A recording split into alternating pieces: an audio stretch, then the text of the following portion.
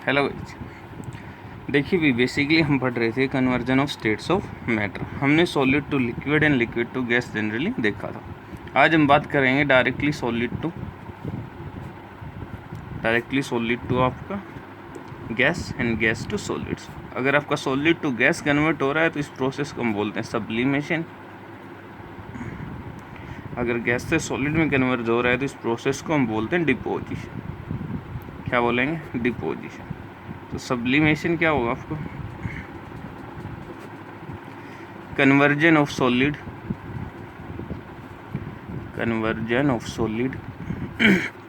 Directly into liquid, liquid नहीं gas, directly into gas without undergoing या without changing, हम लिख सकते हैं without changing into liquid state. अगर आपका matter directly solid to gas में कन्वर्ट होता है लिक्विड स्टेट के अंदर without changing into liquid state, तो हम उस प्रोसेस को बोल देंगे क्या? सब्लिमेशन। सॉलिड के अंदर हमें पता है आपकी strong intermolecular force of attraction होंगी, गैस के अंदर नेग्लिजिबल। गैस के अंदर क्या है? नेग्लिजिबल। तो स्ट्रॉन्ग को ब्रेक करने के लिए हमें क्या देनी पड़ेगी? यहाँ पे एनर्जी। क्या प्रोवाइड करना पड़ेगा हमें? एनर्जी। तो जो एनर्जी होगी उसे हम बोलेंगे, जितनी एनर्जी आपको देनी पड़ेगी उसको हम बोलेंगे लेटेंट हीट ऑफ सब्लिमेशन।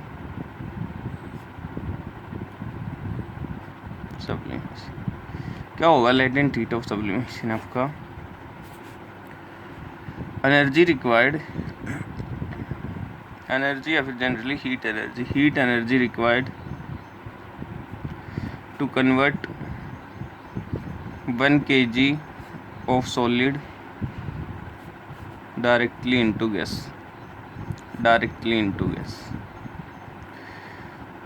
देखिए भाई, कौन कौन आपके सब्लाइम होंगे वो चीज़ आपको ज़रूर याद रखनी है। कुछ एग्जांपल लिख रहा हूँ, वो एग्जांपल आपको ज़रूर अच्छे से याद रखने हैं।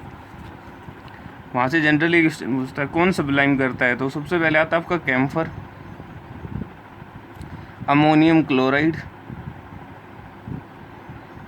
अमोनियम मोस्ट इम्पोर्टेंट है ये आपके एग्जांपल, फिर से बोल रहा हूँ, ammonium chloride, iodine I2 generally आपका अमोनियम क्लोराइड होता है आपका NH4Cl, ठीक है। उसके बाद नेफ्थलीन, एंथ्रासिन,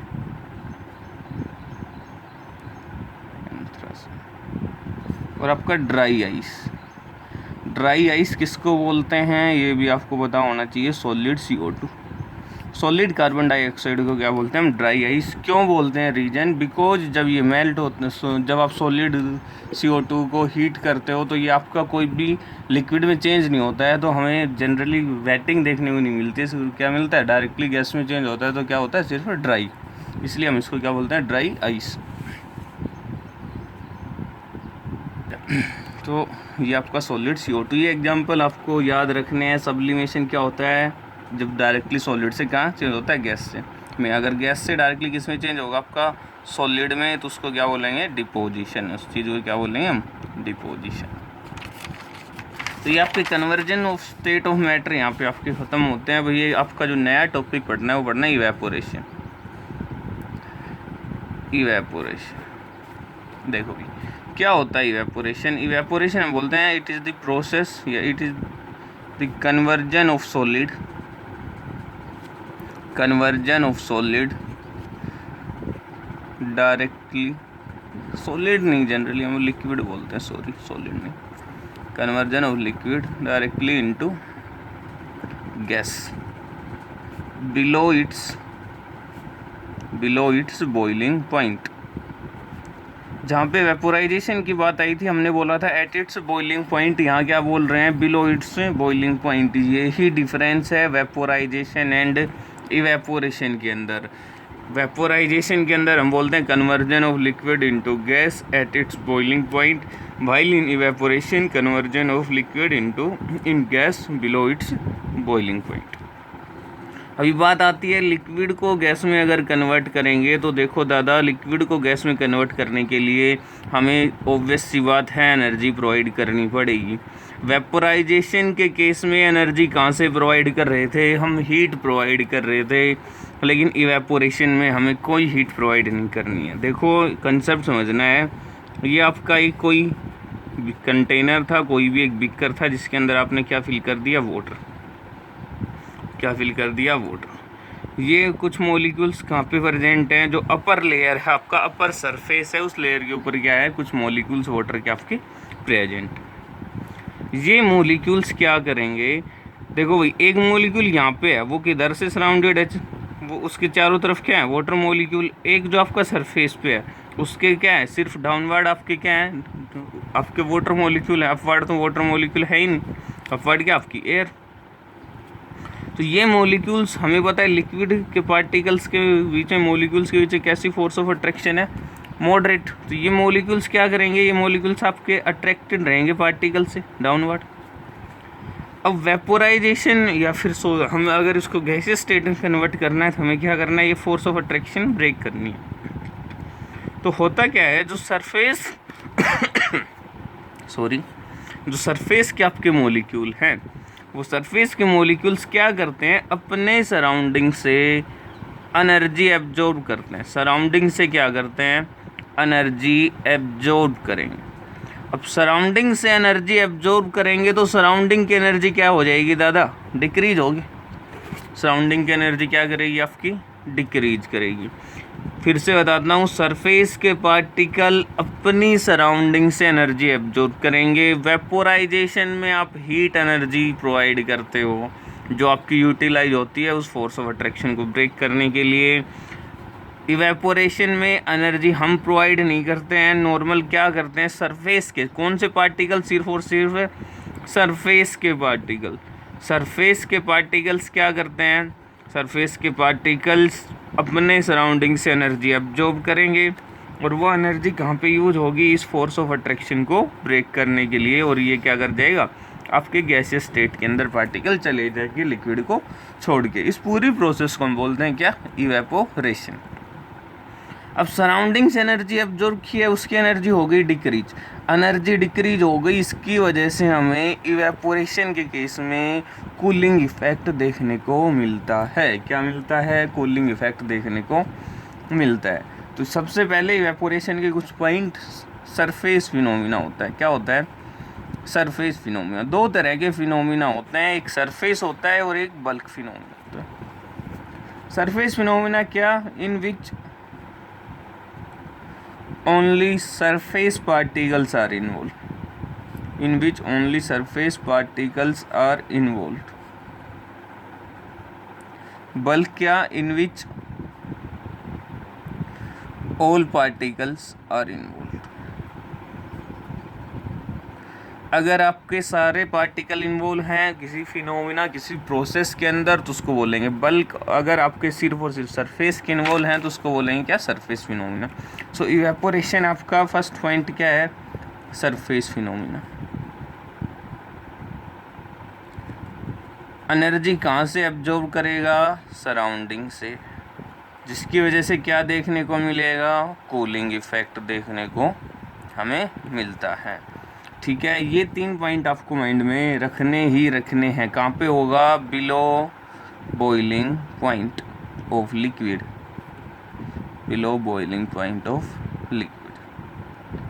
तो ये तो बात हुई इवेपोरेशन होता क्या है। अब बात करते हैं इवेपोरेशन किन किन फैक्टर्स पे आपका डिपेंड करेगा। Factors affecting evaporation.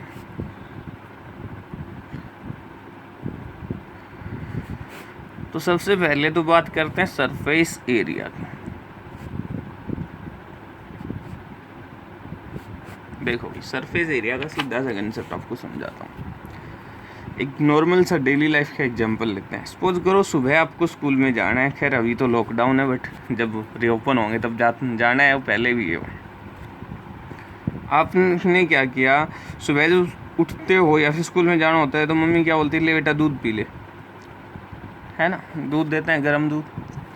अब क्या करते हैं, अगर हमें जल्दी है तो हम क्या बोलते हैं कि दूध गर्म है मम्मी, ठंडा कर दीजिए। तो ठंडा करने के लिए क्या किया जाता है, जनरली उसको किसी बड़े बर्तन में डाल दिया जाता है, किसी बड़े बीकर के अंदर डाल दिया जाता है। बड़े बीकर में डालने से क्या हो गया भाई, पहले सरफेस के पे पार्टिकल कितने थे, सिर्फ इतने, सरफेस एरिया क्या था, कम। बड़े बीकर में डालने से क्या हो गया, सरफेस के ऊपर ज़्यादा पार्टिकल आ गए, दैट मीन्स सरफेस एरिया आपका क्या हो गया, इंक्रीज हो गया। सरफेस एरिया आपका क्या हो गया दादा, इंक्रीज हो गया। सरफेस एरिया इंक्रीज होने से क्या हुआ भाई, ज़्यादा पार्टिकल सरफेस पे आ गए। ज़्यादा पार्टिकल सरफेस पे आ गए तो ज़्यादा एनर्जी एब्जॉर्ब करके ज़्यादा पार्टिकल क्या करेंगे, इवेपोरेट होंगे।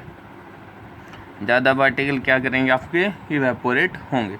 ज़्यादा पार्टिकल अगर आपके इवेपोरेट होंगे तो ज़्यादा सराउंडिंग से जो एनर्जी है वो ज़्यादा एब्जॉर्ब करेंगे।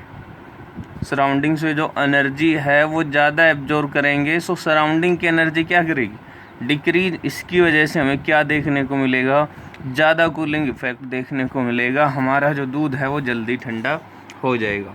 तो माइंड में सॉरी, तो यह आना चाहिए कैसे आपने कोई भी बड़े बीकर में डालने से कोई भी अगर गर्म आपके पास लिक्विड है वो ठंडा क्यों हो जाता है, because of evaporation. Surface area बढ़ेगा, सरफेस एरिया बढ़ने से रेट ऑफ इवेपोरेशन आपका क्या करेगा, इंक्रीज करेगा। रेट ऑफ इवेपोरेशन आपका इंक्रीज करेगा, डायरेक्टली प्रोपोर्शनल रहेगा सरफेस एरिया के। जितना ज़्यादा सरफेस एरिया इंक्रीज करोगे उतना रेट ऑफ इवेपोरेशन इंक्रीज होगा, सो आपको ज़्यादा कूलिंग इफेक्ट देखने को मिलेगा। तो ये जनरली क्वेश्चन पूछते हैं कि आपका जो कॉफ़ी है या हॉट कॉफ़ी है या हॉट टी है, आपने बड़े या कोई भी कंटेनर हो सकता है, वो कोई भी नाम ले सकता है, उसमें अगर आप डालते हो तो ठंडा क्यों हो जाता है, तो ये आपको पता होना चाहिए। सेकंड की बात करते हैं। सेकंड आएगा आपका टेम्परेचर। सेकंड क्या आएगा आपका, टेम्परेचर। टेम्परेचर हम हीट नहीं कर रहे हैं, हम जिस टेम्परेचर पे लिया है उसकी बात कर रहे हैं, ठीक है जी। तो अगर हमने कोई भी टेम्परेचर लिया है, कोई भी एक लिक्विड लिया है, वो हाई टेम्परेचर पे है, गर्म दूध है, ठीक है, गर्म दूध है, एक आपका ठंडा है दूध है, सेम क्वांटिटी है, सेम सरफेस एरिया है, ठीक है। तो अभी देखो भाई, जो गर्म है उसके अंदर से हम देखते हैं, उसके अंदर से क्या वेपर्स निकलते रहते हैं, उसका इवेपोरेशन हम जनरली हमें देखने को मिलता है। ठंडा है, उसमें हमें इवेपोरेशन इतना जल्दी देखने को नहीं मिलता है। क्यों, गर्म में ऐसा क्या हुआ, बेसिकली क्या हुआ है यहाँ पे आपका टेम्परेचर हाई। किसका टेम्परेचर, सराउंडिंग का टेम्परेचर। सराउंडिंग का टेम्परेचर अगर हाई होगा भाई, तो सराउंडिंग का टेम्परेचर हाई होने का मतलब क्या है, उनके पास जो एनर्जी है, सराउंडिंग के मॉलिक्यूल्स के पास एनर्जी है, वो क्या है, हाई। जो खुद मॉलिक्यूल है उसकी काइनेटिक एनर्जी क्या है, हाई। ये मॉलिक्यूल, इस खुद मॉलिक्यूल की टेम्परेचर हाई होने से खुद जो सरफेस पे पार्टिकल है उनकी काइनेटिक एनर्जी हाई है। दूसरा, जो सराउंडिंग में आपके जो आप मॉलिक्यूल्स प्रेजेंट हैं उनके पास एनर्जी ज़्यादा है, उनकी काइनेटिक एनर्जी ज़्यादा है या फिर उनकी एनर्जी ज़्यादा है। तो एक तो इसकी काइनेटिक एनर्जी ज़्यादा होने की वजह से आपका रेट ऑफ इवेपोरेशन क्या हो गया, इंक्रीज, बिकॉज पार्टिकल क्या करेगा, ईजिली, जब फास्टली मूव करेगा तो ईजिली क्या कर पाएगा, इवेपोरेट कर पाएगा। दूसरा, सराउंडिंग की एनर्जी ज़्यादा है, एक तो आदमी पहले से ही कंगाल है, उससे एनर्जी एब्जॉर्ब करना ज़्यादा डिफ़िकल्ट है। एक उसके पास एनर्जी है पहले से, हम बोल रहे हैं टेम्परेचर हाई है, तो क्या है, दैट मीन्स एनर्जी है, वो अंबानी है। अंबानी ने अगर 100 करोड़ दे भी दिए तो उसको क्या फ़र्क पड़ना है। तो ये वाला वही सीन है, आपका टेम्परेचर हाई है, सराउंडिंग के पार्टिकल्स की एनर्जी आई है, तो ये जो सरफेस के पार्टिकल हैं ये क्या करेंगे, ईजिली एनर्जी एब्जॉर्ब कर पाएंगे सराउंडिंग से, जिसकी वजह से आपका रेट ऑफ इवेपोरेशन क्या करेगा, इंक्रीज करेगा। सो रेट ऑफ इवेपोरेशन है वो डायरेक्टली किसके प्रोपोर्शनल रहेगा, आपके टेम्परेचर के। टेम्परेचर बढ़ाओगे, मॉलिक्यूल्स की काइनेटिक एनर्जी बढ़ेगी, और दूसरा आपके सराउंडिंग के मॉलिक्यूल्स की एनर्जी बढ़ेगी, जिसकी वजह से रेट ऑफ इवेपोरेशन आपका इंक्रीज होगा। अब इसका एक और एग्जांपल देता हूँ डेली लाइफ का। सपोज करो आपके पास, आपको कपड़े हम जनरली देखते हैं कपड़े सुखाते हैं, वॉशिंग मशीन की बात नहीं कर रहा मैं, बाहर नॉर्मल एनवायरनमेंट की बात कर रहा हूँ। कपड़े सुखाते हैं तो एक आपके पास विंटर डेज की बात करें, एक आपके पास समर डेज की बात करें, इसकी बात करें समर डेज की, तो अब कहाँ पे आपके जल्दी कपड़े सूखे हैं क्लोथ्स? समर डेज में कंपेरेटिवली टू विंटर डेज। क्यों समर डेज में ऐसा क्या हुआ? बिकॉज समर डेज में क्या आपका टेम्परेचर, सराउंडिंग का टेम्परेचर क्या है? हाई। सराउंडिंग के टेम्परेचर हाई होने की वजह से मॉलिक्यूल्स के पास काइनेटिक एनर्जी ज़्यादा होगी, इसलिए रेट ऑफ इवेपोरेशन आपका हाई होता है। इसलिए हम बोलते हैं क्या, हमारे समर में जनरली हम देखते हैं कि समर के अंदर, गर्मियों के अंदर जनरली आपके कपड़े जल्दी सूखते हैं, because rate of evaporation high होता है। जो क्लोथ्स के अंदर जो आपका वाटर है वो क्या करता है? इवेपोरेट ईजिली हो जाता है, टेम्परेचर हाई होने की वजह से गैसेस स्टेट में कन्वर्ट हो जाता है। ये तो आपका सेकंड फैक्टर। चलो अभी थर्ड फैक्टर की बात करते हैं, ह्यूमिडिटी। ह्यूमिडिटी हम क्या बोलते हैं, किस चीज़ को बोलते हैं? Amount of water present in air, या वाटर वेपर्स जनरली हम लिख देते हैं प्रेजेंट इन एयर। एक चीज़ यहाँ पे नोट डाल के लिख लेना भाई, अमाउंट ऑफ जो वाटर है, ह्यूमिडिटी क्या अमाउंट है। जनरली कई बार पूछ लेते हैं क्या ह्यूमिडिटी मैटर है, तो ये चीज़ आपको माइंड में 101% होनी चाहिए, humidity is not matter. Humidity आपका क्या नहीं है? मैटर नहीं है। ह्यूमिडिटी क्या है? जस्ट एक अमाउंट है, amount of water vapours present in air, एक यूनिट है जो हम जनरली यूज कर रहे हैं अमाउंट ऑफ वाटर वेपर्स को बताने के लिए। तो देखो भी ह्यूमिडिटी पे डिपेंड करेगा। कैसे डिपेंड करेगा? एयर जो आपकी एयर है उसके पास एक फिक्स कैपेसिटी है, उस कैपेसिटी से ज़्यादा वो आपके मॉइस्चर को एब्जॉर्ब नहीं कर सकती, मॉइस्चर को एब्जॉर्ब नहीं कर सकती। एयर की एक फिक्स कैपेसिटी है, उससे ज़्यादा मॉइस्चर को, वाटर वेपर को एब्जॉर्ब नहीं कर सकती। अब देखो एग्जांपल लेते हैं, summer days and rainy days. एक समर डेज की बात कर रहे हैं, एक बार हम रेनी डेज की बात कर रहे हैं। टेम्परेचर इस दिन भी आपका टी था, यहाँ पे भी टेम्परेचर आपका क्या था? टी था। दैट मीन्स दोनों डे आपका टेम्परेचर सेम था, लेकिन फिर भी हमें ये चीज़ देखने को मिलती है, समर डेज के अंदर जो आपके क्लोथ्स हैं वो क्या हो जाते हैं? ईजिली आप उनको सूख जाते हैं, while in rainy days time लगता है। तो टेम्परेचर तो सेम हमने पहले ही कंसिडर किया है, दोनों दिन पहले क्या है? टेम्परेचर सेम है summer days and rainy days में। जो डिफरेंस आया वो क्या आया? रेनी डेज के अंदर आपकी ह्यूमिडिटी जो है वो क्या है? हाई। ह्यूमिडिटी है वो क्या है आपकी? हाई। ह्यूमिडिटी हाई होने से क्या हुआ? अभी एयर के अंदर पहले से क्या है? वाटर वेपर्स आपके प्रेजेंट हैं। एयर के अंदर पहले से क्या प्रेजेंट है? वाटर वेपर्स आपके प्रेजेंट हैं। वाटर वेपर्स प्रेजेंट होने की वजह से अभी एयर क्या नहीं करेगी? उतनी फास्ट रेट से वाटर वेपर्स को एब्जॉर्ब नहीं करेगी, और वाटर वेपर्स को एब्जॉर्ब नहीं करेगी, और वाटर वेपर्स को एब्जॉर्ब नहीं करेगी तो उसकी वजह से आपका रेट ऑफ इवेपोरेशन जो होगा वो आपका क्या रहेगा? कम।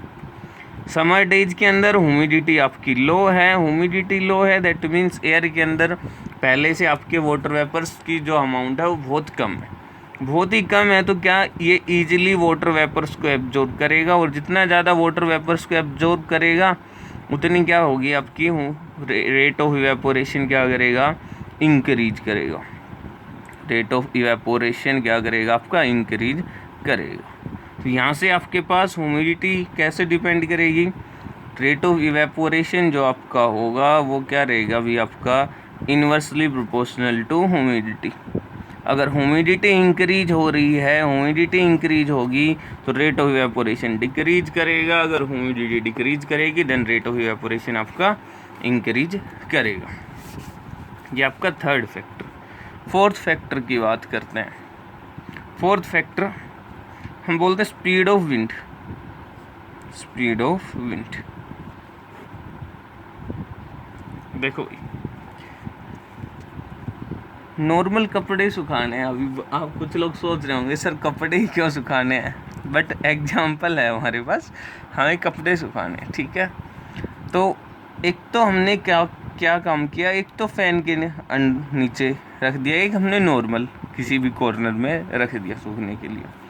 फैन के नीचे रखते हैं तो हमें पता है आपके जो क्लॉथ है वो जल्दी सूख जाते हैं। क्यों? बिकॉज आपकी स्पीड ऑफ विंड क्या रहती है वहाँ पे? हाई। जनरली जिस दिन आपकी हवा जो विंड की स्पीड हाई होती है उस दिन हमें कपड़े जल्दी सूख जाते हैं। क्यों? Because rate of evaporation increase हो जाता है। अब ये कैसे इंक्रीज हो जाएगा? देखो भी, सपोज करो ये आपका कोई भी क्लॉथ था जहाँ से आपको इवेपोरेशन करवाना है, ये कोई भी आपका क्लॉथ था जहाँ से आपको क्या करवाना है? इवेपोरेशन करवाना है। तो यहाँ पे वाटर वेपर्स अवेलेबल रहेंगे, 100% रहेंगे। ये आपके लिक्विड वाटर आपका प्रेजेंट है क्लॉथ के अंदर। विंड है, अब इवेपोरेशन हुआ, इवेपोरेशन की वजह से ये क्या किस में चेंज हो गए? वेपर्स में। ये आपके क्या आ गए? वेपर्स। भाई जब आपका जो क्लॉथ था, जो आपका गीला था, जब सूखा है तो हुआ क्या? इवेपोरेशन की वजह से कुछ पार्टिकल कहाँ चले गए? आपके एयर के अंदर चले गए। बट एयर के अंदर कहाँ चले गए? उसी के सराउंडिंग में, उस क्लॉथ के आसपास ही रहेंगे। लेकिन अगर इधर से मैं विंड की स्पीड इंक्रीज करता हूँ, यहाँ से अगर आपकी एयर ब्लो कर रही है तो ये पार्टिकल, ये जो वाटर वेपर्स इसके सराउंडिंग में थे, ये क्या कर फ्लो कर जाएंगे, ब्लो कर जाएंगे। हम बोले इसकी सराउंडिंग से क्या चले जाएंगे? दूर चले जाएंगे, फार चले जाएंगे। अपनी इवेपोरेशन की वजह से क्लॉथ के सराउंडिंग के अंदर क्या बढ़ गया? ह्यूमिडिटी बढ़ गई। ह्यूमिडिटी बढ़ गई, वाटर वेपर्स की अमाउंट बढ़ गई एयर में। लेकिन इधर से अगर आप विंड ब्लो किया तो ये जो वाटर वेपर्स थे ये उस एयर के साथ, विंड के साथ क्या कर गए? फ्लो कर गए। तो उस जो उसके अराउंड सराउंडिंग में, जो क्लॉथ के सराउंडिंग में ह्यूमिडिटी फर्दर क्या हो गई? डिक्रीज। बिकॉज एयर क्या कर दी गई? रिप्लेस कर दी गई। इसी वजह से आपका रेट ऑफ इवेपोरेशन क्या हो गया? इंक्रीज। ह्यूमिडिटी डिक्रीज होगी तो रेट ऑफ इवेपोरेशन क्या करेगा? इंक्रीज। तो यहाँ पे हम बोलते हैं रेट ऑफ इवेपोरेशन जो आपका होगा वो किसके डायरेक्टली प्रोपोर्शनल रहेगा? Speed of wind. किसके डायरेक्टली प्रोपोर्शनल रहेगा? Speed of wind. देखिए भी, अभी नेक्स्ट आपका fifth factor, nature of liquid.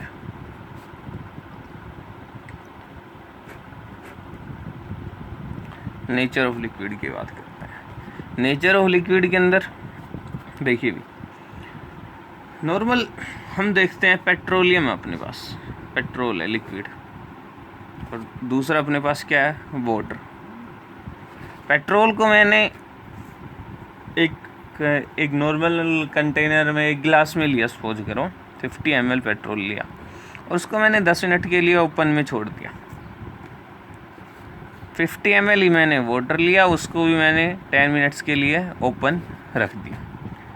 मुझे पता है 50 ml 10 मिनट के अंदर तो मुश्किल से 10 ml बचेगा या बचेगा भी नहीं, या बचेगा भी नहीं। क्यों? बिकॉज इवेपोरेट हो गया होगा।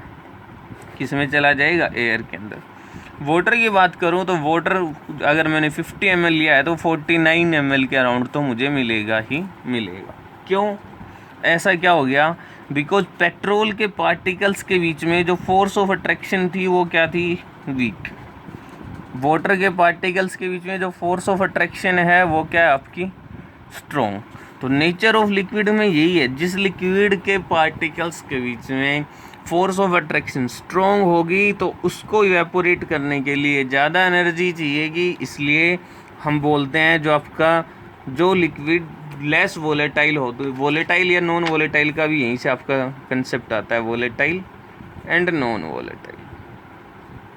वोलेटाइल क्या होंगे? जो इजीली किस में चेंज हो जाएंगे? गैसियस स्टेट में। नॉन वोलेटाइल क्या? जो गैसियस स्टेट में कन्वर्ट नहीं होते हैं इजीली, जिनको इवेपोरेट करने के लिए बहुत हाई एनर्जी हमें प्रोवाइड करनी पड़ेगी। तो जिन भी लिक्विड्स के अंदर आपकी intermolecular force of attraction weak रहेगी वो लिक्विड्स क्या करेंगे? उनका रेट ऑफ इवेपोरेशन हाई होगा। रेट ऑफ इवेपोरेशन क्या होगा?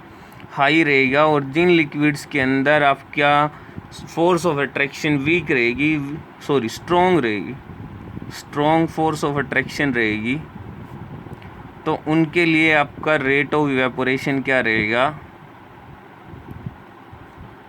बोलो भी, स्लो या फिर मैं बोलूँ लो। उनके लिए आपका रेट ऑफ इवेपोरेशन क्या रहेगा? लो। तो ये आपके 5 फैक्टर थे। यहाँ पे इवेपोरेशन ख़त्म होता है। अब इवेपोरेशन की कुछ इंपॉर्टेंट एप्लीकेशन पढ़नी है, वो हम नेक्स्ट लेक्चर में डील करेंगे। आई होप आपको समझ आया होगा। Thank you.